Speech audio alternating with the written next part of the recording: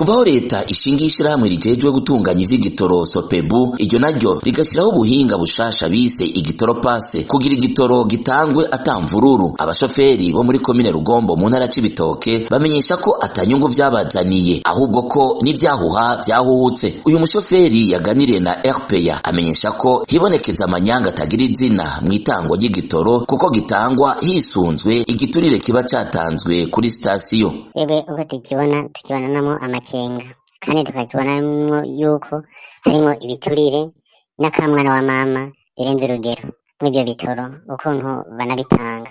Ushobora kuba ufise imodoka wewe ugaca usanga bakwandikiye ilitiro 500, uno ukaca usanga bamwandikiye ilitiro 100 kandi izo modoka zose zingana usanga zigenda n'ibirometero bimwe. Wandikiwe izo litiro 100 ziheze imodoka caparika nta kuntu bwasubira gukora kuko nibasubira kuguha utegereza kurindira urundi rutonde rwaho uzonywera. Abashoferi bo mu Rugombo bagiriza abatwara igipolisi mw'ikomine ko bafata iya mbere mw'idandazwa ry'igitoro. Umushoferi nawe afashwe atatanze igiturire mu buhinga bwa igitoro pase aca afungwa, imodoka yiwe nayo ikajanwa ku biro vya komisariya aho mu Rugombo. Twebwe ingorane abashoferi tunafise ahubwo mbona ari uruhigi rw'abashoferi gukura kuri dokoro kugenda kuri komiseri nibo banabidandaza.